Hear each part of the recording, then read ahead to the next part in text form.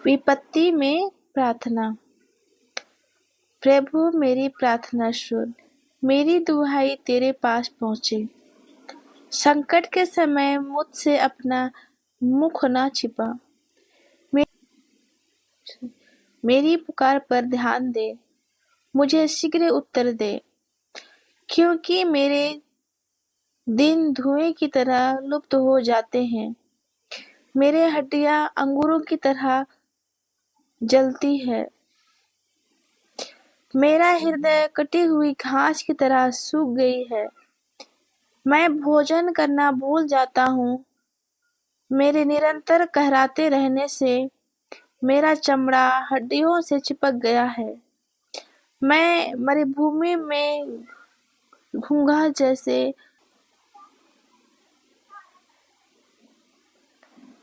खंडहर की उल्लू की तरह हूँ।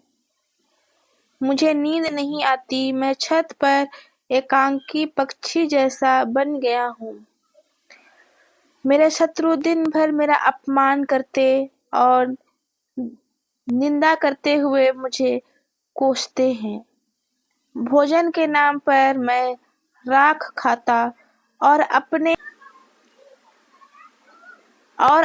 अपने पिए में आंसू मिलाता हूँ। अपने प्रचंड क्रोध के कारण तूने मुझे उठाकर फेंक दिया। मेरा दिन संध्या के प्रकाश जैसा है। मैं घास की तरह झुलस रहा हूँ।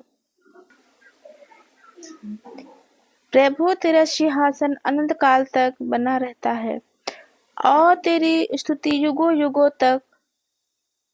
तू उठकर सिय्योन पर दया करेगा, क्योंकि उस पर अनुग्रह करने का समय यही है।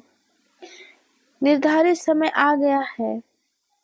तेरे सेवक उसके पत्थरों को प्यार करते और उसके खंडहरों पर तरस खाते हैं। राष्ट्र प्रभु के नाम पर श्रद्धा रखेगा। पृथ्वी के सभी राज्य उसकी महिमा का समादार करेंगे, क्योंकि प्रभु सिय्योन का पुनर्निर्माण करेगा। वहाँ दिन दुखियों की प्रार्थना सुनेगा। वहाँ उनकी विनती का तिरस्कार नहीं करेगा।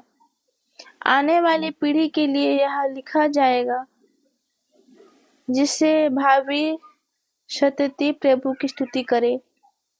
प्रभु ने ऊंचे पवित्र स्थान से झुककर देखा। उसने स्वर्ग से पृथ्वी पर दृष्टि दौड़ाई, जिससे वह बंदियों की कराहट सुने और प्राणदंड पाने वालों को मुक्त करे। जब सभी प्रजातियों और राज्य प्रभु की सेवा करने के लिए एकत्रित हो जाएंगे, तब सिय्योन में प्रभु के नाम की घोषणा और यरूशलेम में उसकी स्तुति होती। मित्रता। प्रिय शब्दों से मित्रों की संख्या बढ़ती है और मधुर वाणी से मैत्रीपूर्ण व्यवहार तुम्हारे परिचित अनेक हो, किंतु तुम्हारा परामर्शदाता शास्त्रों में से परीक्षा लेने के बाद किसी को मित्र बना लो। उस पर परंतु विश्वास मत करो। कोई मित्र आशावादी होता है। वह विपत्ति के दिन तुम्हारा साथ नहीं देगा। कोई मित्र शत्रु बन जाता है और अलगाव का दोष तुम्हें देता है। कोई मित्र तुम्हारे यहाँ खाता पीता है, किंतु विपत्ति के दिन दिखाई नहीं देता। समृद्धि के दिनों में वह तुम्हारा अंतरंग मित्र बनकर तुम्हारे नौकरों पर रोब जमाता है, किंतु दुर्दिनियां आते ही वह तुम्हारा शत्रु बनकर तुमसे मुंह फेर लेगा। तुम अपने शत्रु से दूर रहो और अपने मित्रों से सावधान।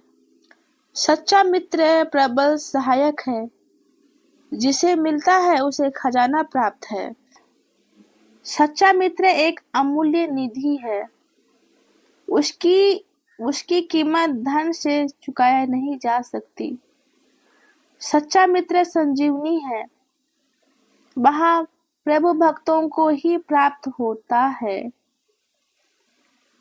प्रभु भक्त मित्रता का निर्वाह करता है, वह जैसा है उसका मित्र वैसा ही होगा। यह मेरा सुसमाचार का विषय है।